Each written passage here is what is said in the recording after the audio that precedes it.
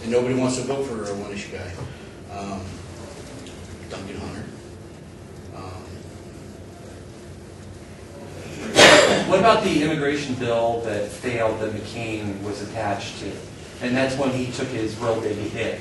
You know, nobody wants to see embassy. It doesn't matter how you word it. If you legalize somebody, even if you make them pay a penalty and they jump ahead of everybody else, to most people that's still amnesty. You've rewarded a person for breaking the law. Even though you've made them pay a fine, they still don't have to wait. I mean, I really don't know what the answer to all this is. But number one is we need to fix the border first and then discuss what we're going to do with the people who are here. And I don't think they have a clear vision or a clear number of how many people are actually here illegally. I don't think it's possible enough. I think numbers I've heard go between 12 and 20 million. That's a pretty big gap. Okay, now my question is, and I haven't formed really a strong opinion on the immigration issue yet. My problem is, first of all, if you're going to kick 12 to 20 million people out, how are you going to do that? How are you going to pay to do that? Who's going to do that? You're right, it's an issue. So I mean, the compromise might be we kick out all the criminals. I mean, the ones who have committed serious crimes since they broke the initial crime of coming into the country illegally. I mean, we've got serious criminals either in our court system, in our prisons right now, or people we've let go because we ain't got room for them. At a minimum, we need to get those people out of the country, I would think. But if you're going to kick 12 to 20 million out, you're not going to say, okay, you're not going to pull them out of their houses and drive them across the border. You got to hold them somewhere first. Yeah, How are you going to do that? You're right. It's a logistical nightmare. I don't have an answer for it. One thing really, Mexico doesn't bother me as much as China bothers me. I think there's a lot more than 12 to 20 million of our good-paying jobs that have gone to China. That's a bigger issue to me. And that is somebody picking tomatoes in the field. Well, that stereotype of the migrant worker. I mean, not too long ago they raided that meatpacking plant. That was like an $18 an hour job. They got rid of a couple hundred of them. That was a couple hundred Americans that got jobs now. Pretty decent paying job in the middle of America at $18 an hour. You go to some of the bigger cities. A lot of the illegals are doing construction under the table. When they're doing it that way, they can undercut just about any legitimate construction company out there. And those are decent paying jobs that we're losing. I'm not sure what the actual percentage numbers are, but it's not as high as what some people think, I guess, as far as how many of them are actually picking our crops and whatnot. And when they had the sit-down strike, I was still able to go get a salad. So,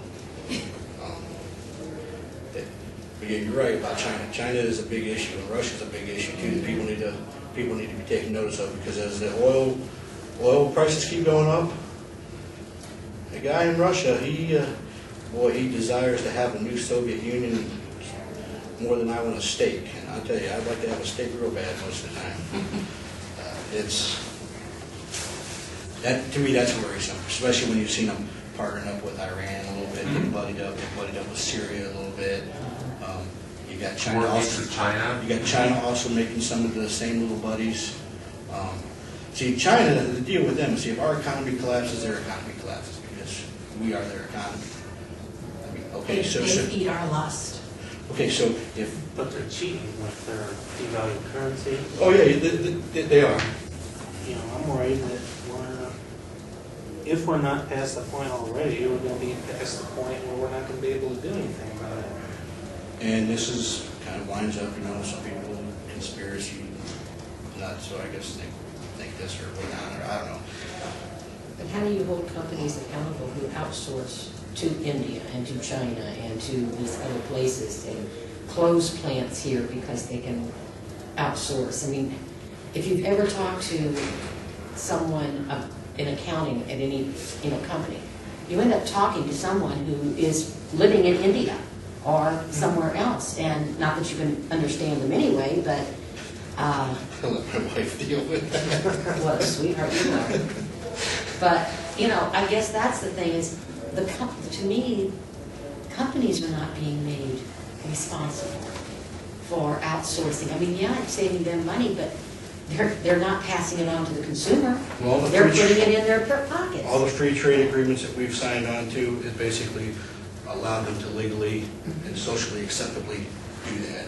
And until we as a people Do we have any hold candidates? politicians accountable for not doing those types of things. But we don't have any candidates that are willing to stand up and say that this is going to change and I'm against this. You got Ron Paul.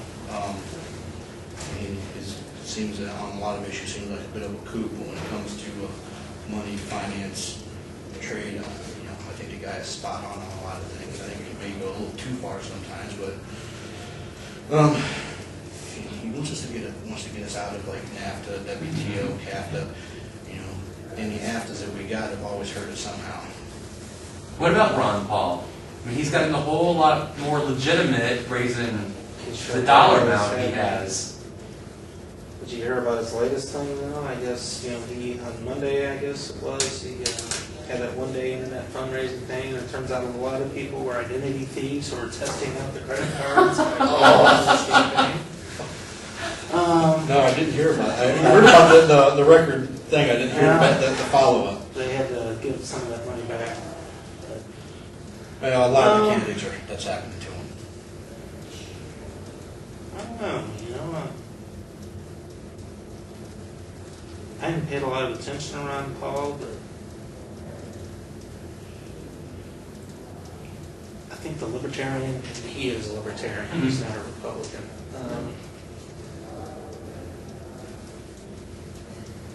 I don't know, in some ways I think, maybe the Libertarian Party had their chance to be a legitimate third party and it's passed.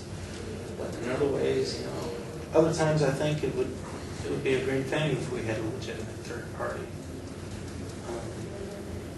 I used to work at the newspaper in Lima, which is a libertarian newspaper. It's owned by the Hoyles family.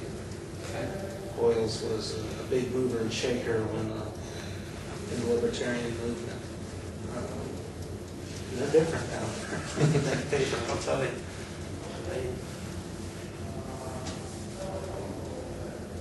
In some ways, they're more conservative than the most conservative Republican you ever met, and in other ways, they want to legalize drugs. They swing way left of any liberal you've ever met. It's a strange dichotomy. It's almost borderline chaos or what's the word I'm looking for? Anarchy almost, where they want so little rule over anything. Like you said. Well, what they want is they want strong local government, limited, obviously, federal government. I kind of agree with that in some ways. If I'm going to pay taxes, I should pay taxes, here in Hancock